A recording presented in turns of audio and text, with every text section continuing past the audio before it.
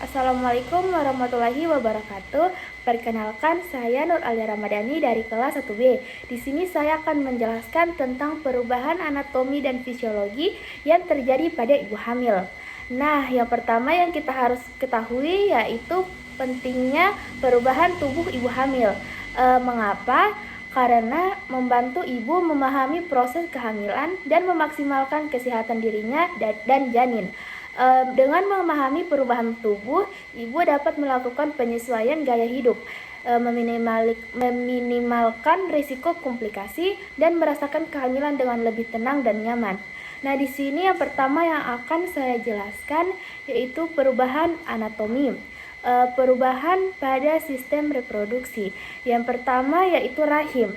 Nah, rahim akan mengalami pembesaran secara progresif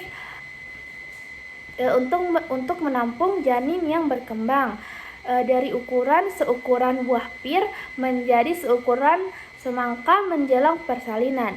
Dan yang kedua yaitu posisi janin, yang awalnya janin berada di dalam rongga panggul, kemudian naik ke rongga abdomen menjelang akhir kehamilan. Kepala janin biasanya berada di bawah presentasi kepala. Yang ketiga yaitu payudara. Payudara akan mengalami pembesaran sebagai persiapan menyusui. Kelenjar susu bertambah besar dan lebih banyak pembuluh darah terlihat. Areola menjadi lebih gelap. Dan yang akan saya jelaskan yang kedua mengenai perubahan anatomi yaitu perubahan pada sistem pencernaan. Nah, yang akan mengalami perubahan yang pada sistem pencernaan yaitu yang pertama mual dan muntah, terutama pada trimester pertama, disebabkan oleh peningkatan hormon HCG dan sensitivitas sistem pencernaan. Yang kedua yaitu perubahan nafsu makan, biasa meningkat atau menurun. Mengidam makanan tertentu itu umumnya terjadi. Dan yang terakhir yaitu pencernaan jadi lambat. Hormon progesteron memperlambat kerja otot polos, menyebabkan konstipasi dan reflux. Yang ketiga yaitu perubahan pada sistem kardiovaskular.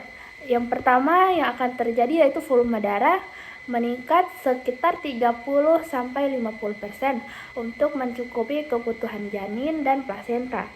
Yang kedua yaitu denyut jantung akan meningkat sekitar 10-15 denyut per menit. Dan yang terakhir yaitu tekanan darah.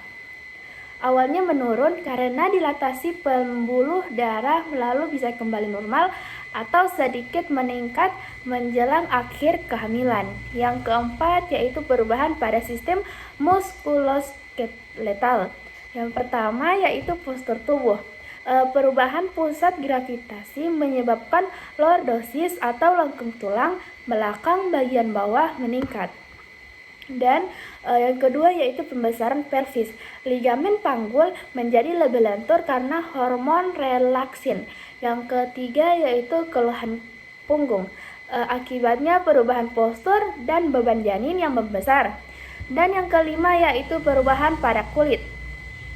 Perubahan pada kulit biasanya mulai muncul seperti stretch mark, perubahan warna kulit, dan melasma atau topeng kehamilan. Yang terjadi pada stretch mark yaitu muncul di perut, payudara, dan paha akibat peregangan kulit.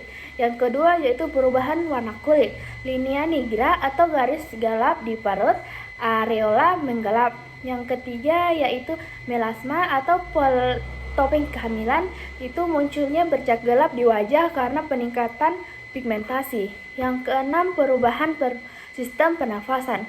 Volume pernapasan menjadi meningkat untuk mencukupi kebutuhan oksigen ibu dan janin. Frekuensi nafas bisa sedikit meningkat karena membutuhkan metabolik meningkat. Yang ketujuh yaitu perubahan pada sistem urinaria. Frekuensi buang air kecil meningkat.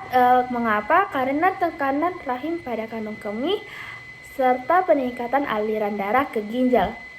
Nah, di sini saya akan menjelaskan materi kedua yaitu tentang perubahan fisiologis. Perubahan fisiologis yang pertama yaitu hormon yang berperan. Hormon yang berperan itu ada 3, progesteron, estrogen, dan HCG. Progesteron itu menjaga kehamilan, mengendurkan otot rahim dan otot polos pencernaan. Dan untuk estrogen meningkatkan aliran darah ke rahim, memperbesar payudara, mempersiapkan tubuh untuk menyusui. Dan yang ketiga yaitu HCG atau human chorionic gonadotropin, yaitu diproduksi oleh plasenta, penting untuk mempertahankan korpus luteum di awal kehamilan. Yang kedua yaitu perubahan metabolisme.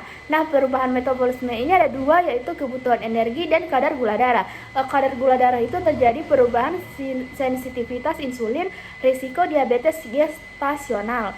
Dan yang kedua yaitu meningkatkan, dan yang untuk kebutuhan energi meningkat sekitar 300 sampai 500 kalori per hari ya. Jadi pada trimester kedua dan ketiga.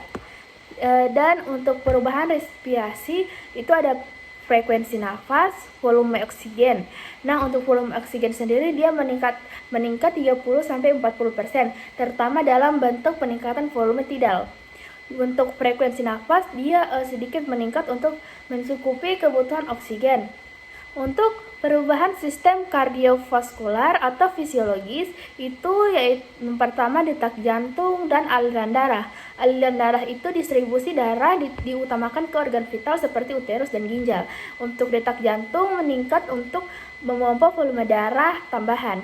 Dan yang terakhir yaitu perubahan psikologis. Perubahan psikologis itu ada 3, mood, kecemasan, dan perasaan bahagia dan terharu, terutama saat merasakan gerakan janin atau menjelang kehamilan.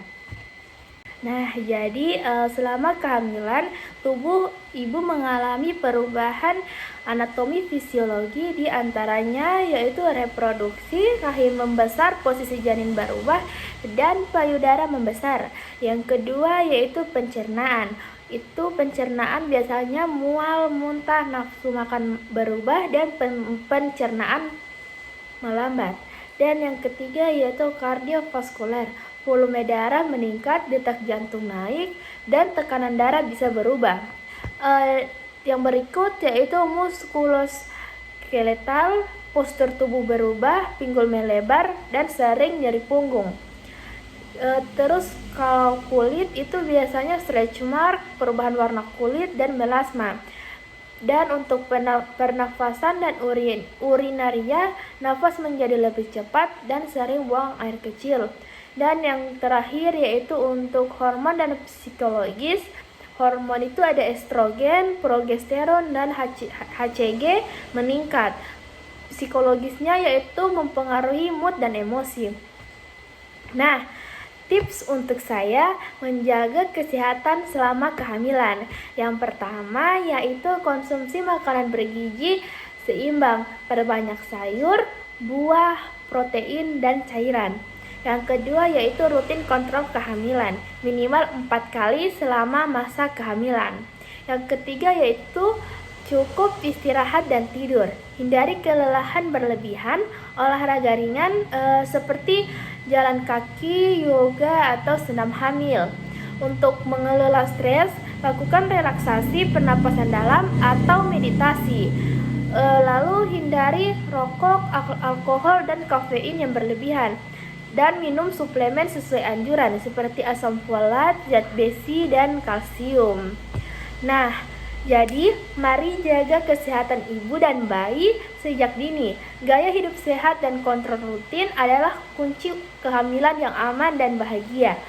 Dan jangan lupa periksa ke bidan atau dokter secara berkala, karena ibu sehat, bayi sehat, keluarga bahagia. Sekian dari saya. Wassalamualaikum warahmatullahi wabarakatuh.